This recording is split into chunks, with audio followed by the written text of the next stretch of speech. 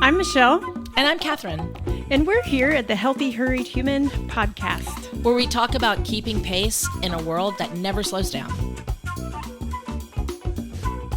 We had a little bit of some feedback from our third episode, and I went back and listened to our third episode, and it marries very well with what we're talking about today. And the feedback was more along the lines of the fact that we were not giving a formula or step by step of how to accomplish what we were talking about in the setting your mind, waking up in the morning and having a mindset that was going to set the RAS to chase after what we wanted it to work for you, right? And we didn't give a formula, and that was I thought this feedback couldn't have come at a better time. I know. Because of what we're going to be We are actually jumping today. off into what's the formula or what's it look like. So to our listeners, I want to make sure that they understand that anything we're talking about, you and I do not believe that it's a just go do this. It's a really easy switcheroo or it's just easy. This takes conscious effort. I mean, self-mastery is something I think we're working at our whole life and putting a little bit of effort into it. And we've broken it down into several areas that you can pay attention to, but you're kind of doing small changes for big results over time. That feedback did come. We thought it was great because we're jumping off with daily self-parenting. And I've heard different people question why I name this particular portion of the wheel daily self-parenting. And just for our listeners who might be watching, when we talk about the wheel, this is what we're talking about. This diagram, our visual aid is the wheel. And this is kind of what I've been working from for most of my career in just an organized fashion. And for our listeners, whether you're watching or listening, you can go to our website, foxygenconsulting.com, and you can get a PDF of the wheel if you'd like to just have it or to see what we're talking about. But specifically today, we're talking about daily self-parenting, and it's one of the spokes on the wheel. And I have heard the feedback of, I don't like daily self-parenting because maybe it sounds condescending. I mean, what do you think? What are the reasons why you think people don't like it? I was one of the ones that questioned this. Why are we using that terminology? I wasn't going to out you. No, it's fine. Why are we using this particular terminology?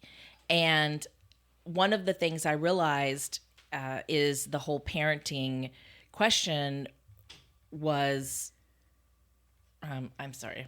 Sorry, I interrupted you. I'm sorry. That's okay. Can we keep going? Yeah. Okay. Why you don't like it? One of the things that I would say is sometimes you interpret me questioning, saying, I don't like it. It's more of, I want to chew it apart and see if that's the best way to say it and put it back together again. Yeah. That is a common denominator for me. And I really questioned calling it parenting. And ever since then, realized this is actually a quite common terminology for this type of behavior. Okay. And so I'm on board with it because it does seem to be quite. But you weren't the only one. I mean, you really weren't. You're just the one who, which that's a gift that you have, but we'll move on.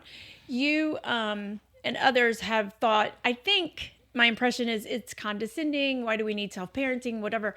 And for me, it was important to make a very clear distinction because we hear a lot about self-care. Oh, and right. Oftentimes people equate self-care to what I would call self-indulgences. Nothing wrong with self-indulgences.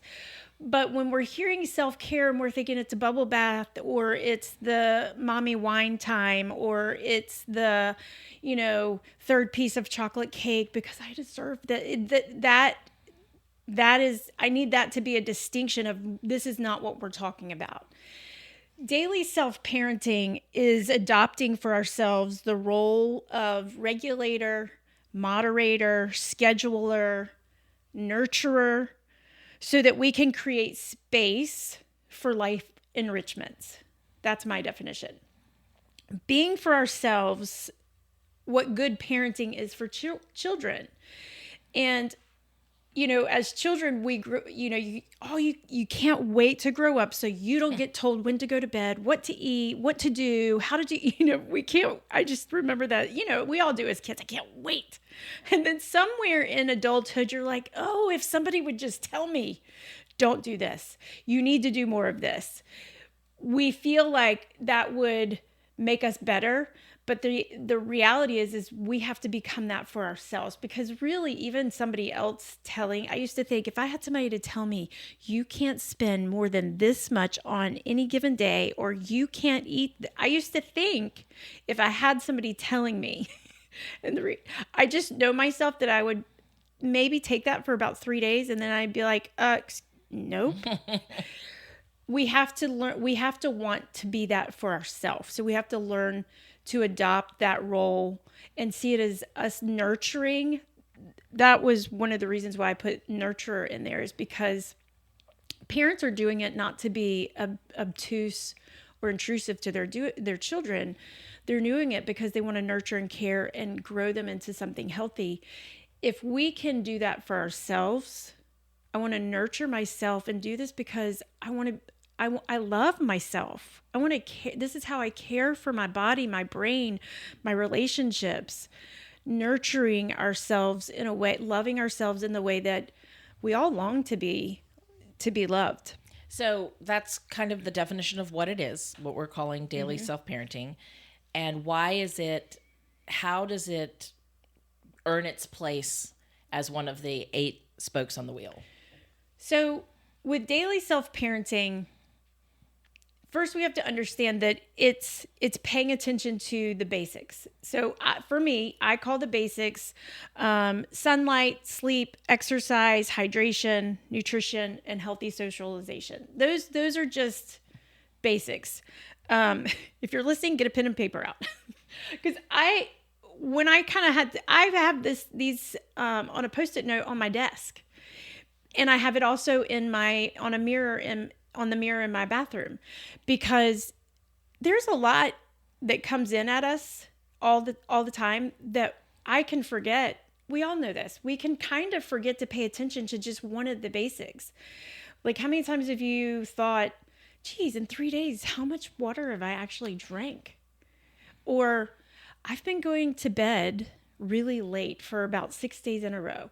Like, we'll have those thoughts. We don't mean to. It's not intentional, but that's a basic. And I think we walk around thinking we got the basics, but we don't. And so for me, I'm like, I need to have a picture, or I need a list, just so I'm kind of always, it's running on the forefront, not the back side. So tying in, is it all right if I of course. you?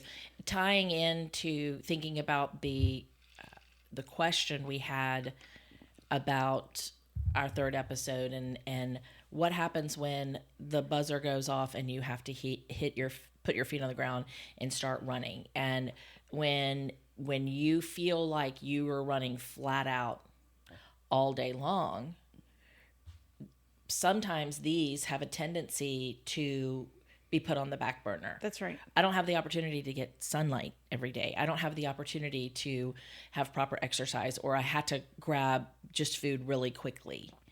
And one of the principles of the wheel is that all 8 need to be functioning healthily to have a smooth ride.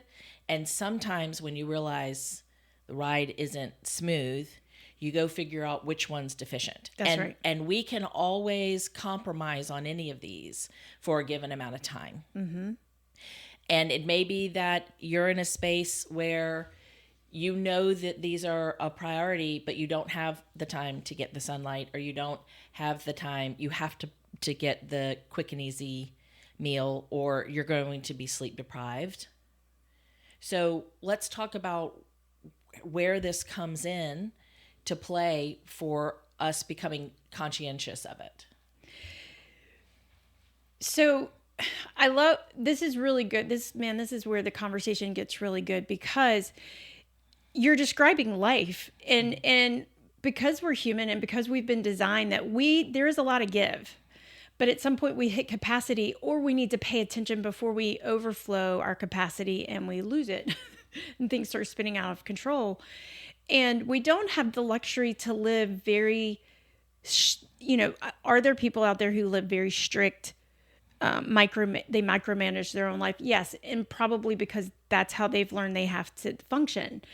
In general, though, that's not your general population. Even for type A personalities, or even for people who are organized and focused, it's just not possible to micromanage our whole life. And so understanding that all of us do not have the luxury. We see other people, I know people who go to CrossFit gym, or they go to a gym and they spend 2 hours a day. And in my mind, I'm thinking, where would I put 2 hours a day?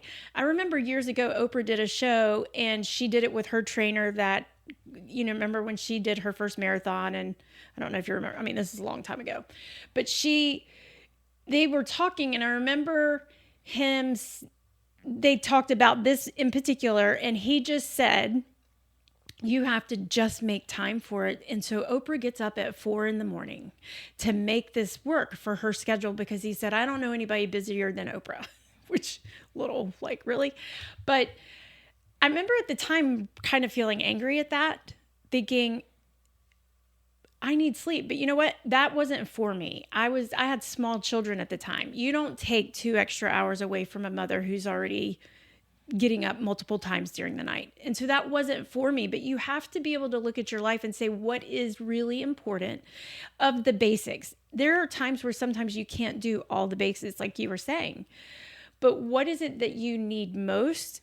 Find a way. So it might mean getting up a little bit earlier so that you can do 30 minutes of exercise, or maybe it means putting 10 minutes of exercise in your day, or it's adding water. I think water and hydration is probably the easiest for all of us to incorporate, just being more conscious of it. But whatever you consider your basics. For me, I didn't put it on here because it's not a need for everybody, but for me, I need a little bit of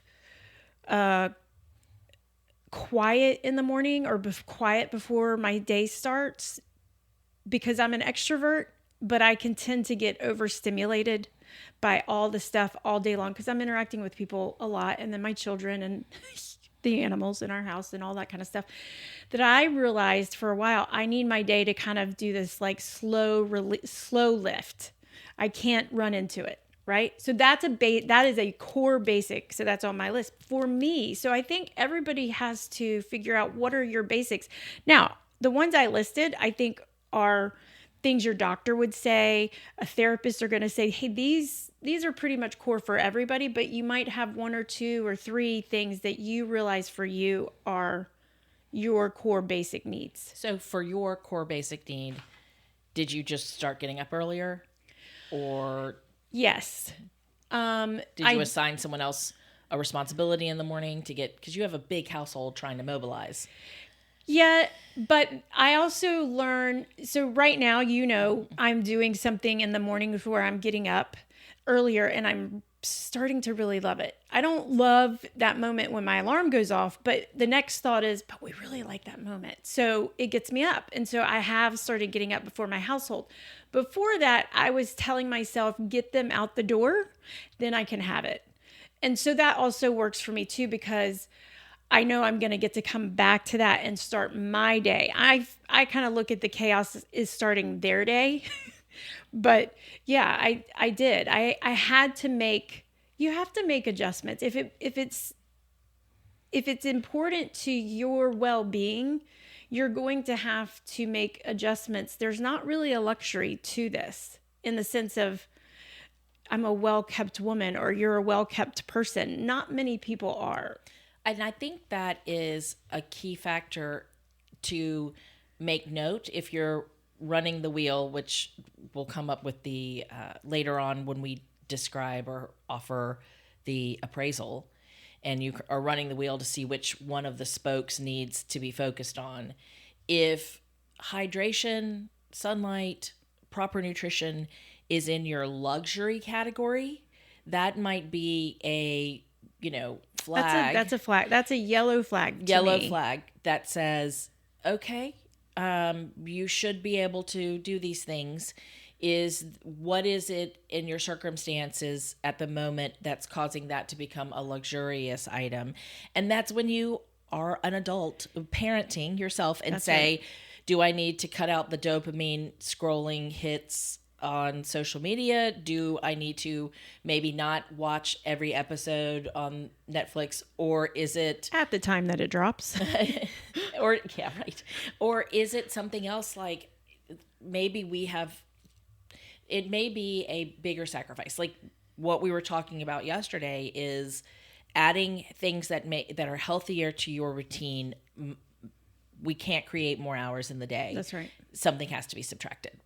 And that's where it becomes the parenting of knowing what is actually better for your health for the long run, and saying it's better for me to not necessarily stay in the comfy zone and to go do the harder thing or the more disciplined thing in our life, because that's going to benefit me in the longer run. And all of this ties together with the earlier podcast about like accountability. Where do we really want to be?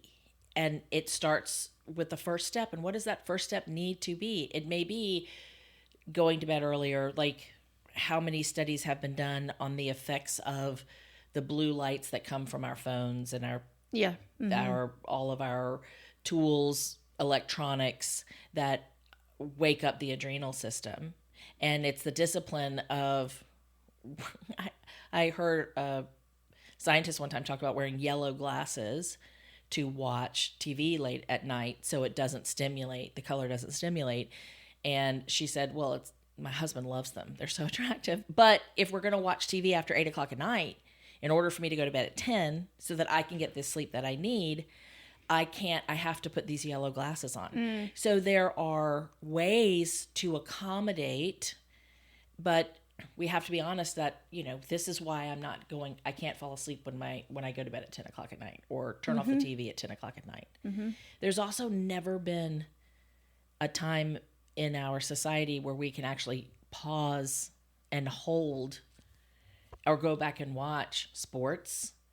We don't have to watch things in real time. I remember as a kid growing up, if I came home from school and was in the middle of watching some show, there was one after school show called 3-2-1 Countdown that I loved. It came on like 3:30 in the afternoon.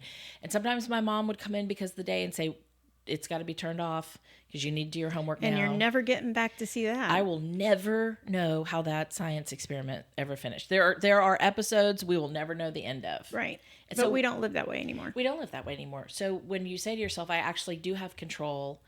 I don't have to watch the end of it. What is within my measure of control? And it's moving yourself into a space of saying, what's really the healthiest for me? It's getting past the I don't want to. It really is getting past the I don't want to.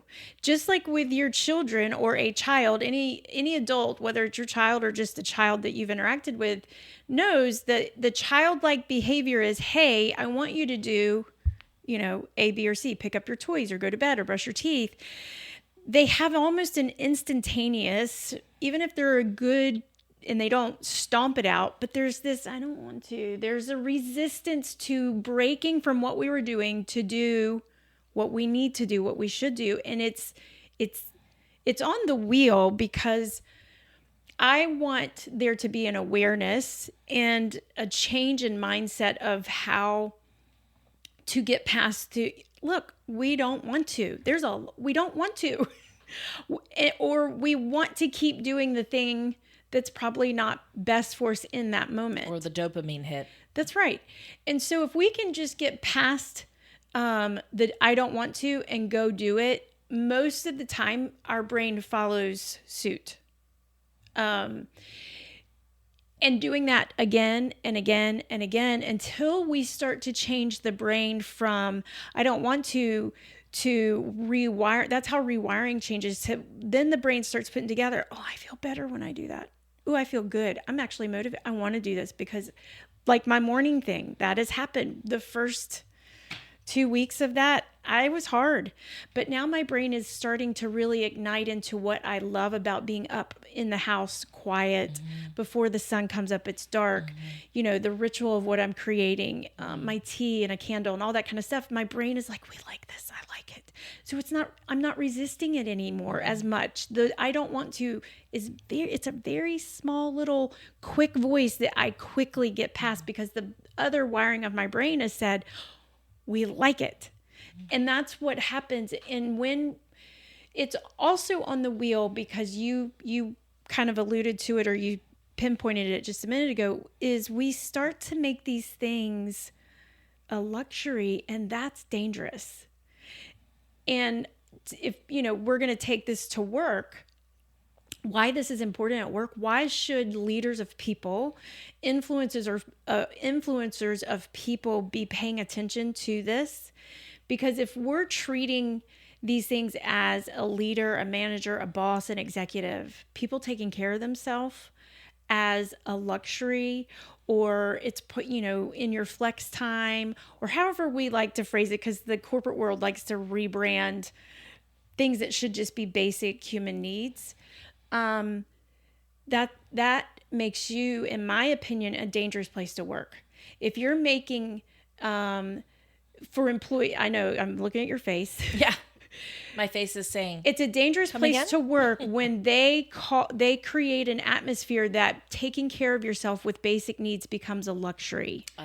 That makes you a dangerous place to work, because that's a place that doesn't have care for you as a human, as a whole-minded person. And we've been in places like that where we compliment people who work extra long hours.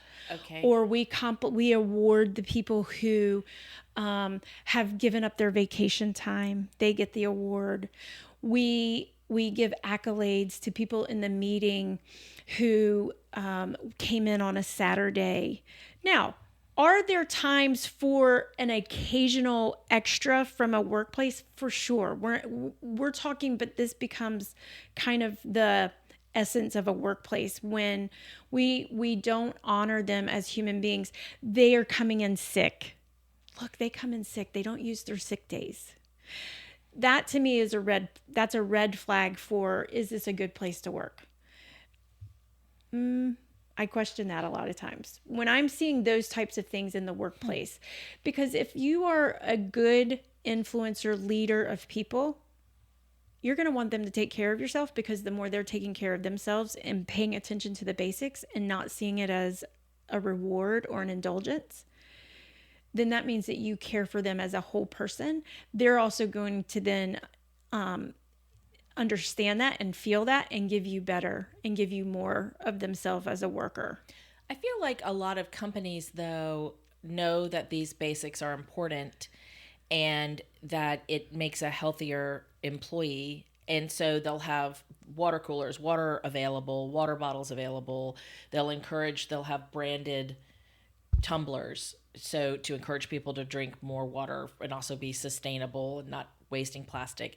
And they've been more conscientious about bringing in natural light into office buildings, or saying take a break or take a walk. It's I think on one hand, our society has said this needs to be part of the workplace because we know this is harmful. Vital, right?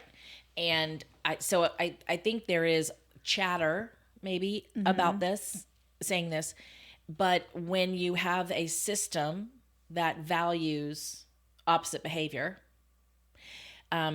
here's a story for me. I had a lovely conversation about time management, and it's so funny because this is come back up in my life about my time management, because I would rather sit and have a conversation with a person and then work later, because I value relationships and conversations and building connections in the office place, but at the expense of necessarily getting my work done.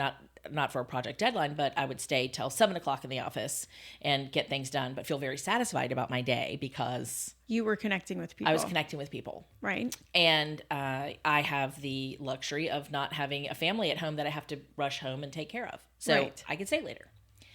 And there was a point where in 2 weeks span, multiple people in the C-suite gave me priorities to do. And I had a colleague turn to me and say in a meeting, not every one of these tasks can Catherine have as her top priority. You cannot have that many top priorities. Right. And there was a time scheduling situation going on for me of how to prioritize what needs to happen. And I realized that visually, the C-suite did not know what was all being asked of me to prioritize, because they would say it to me, give it to me, and then not think about it again. So I had a whiteboard in my office that I began to put on the whiteboard all of what the things were that were considered top priorities.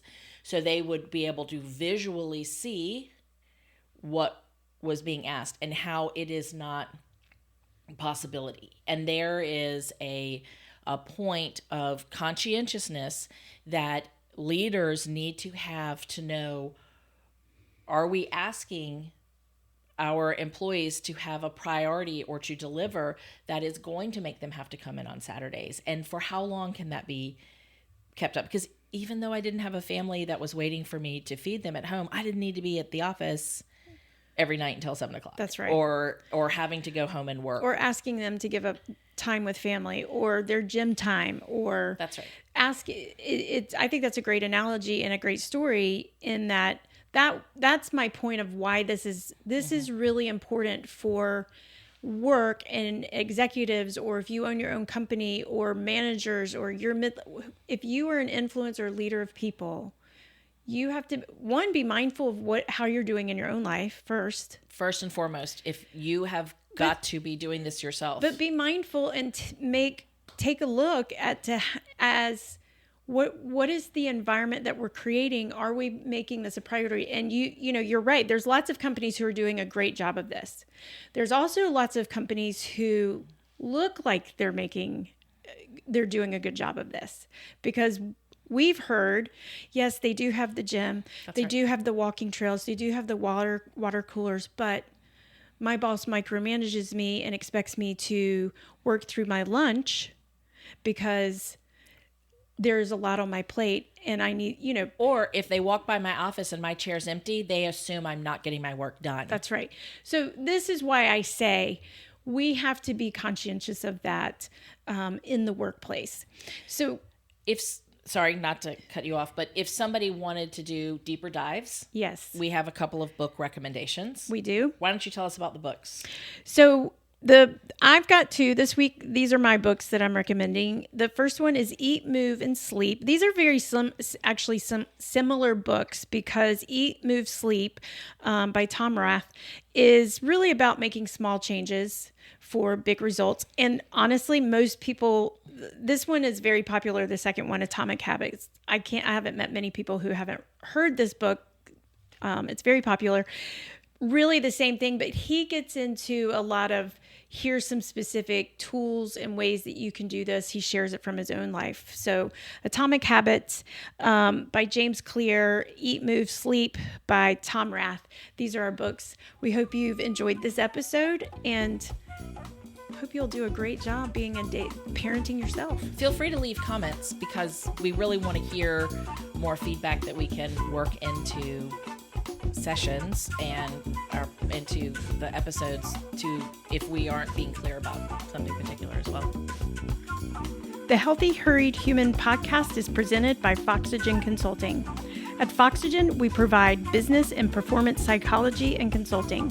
We believe healthier people make a healthier workplace. Foxygen Consulting, breathing new life into your organization.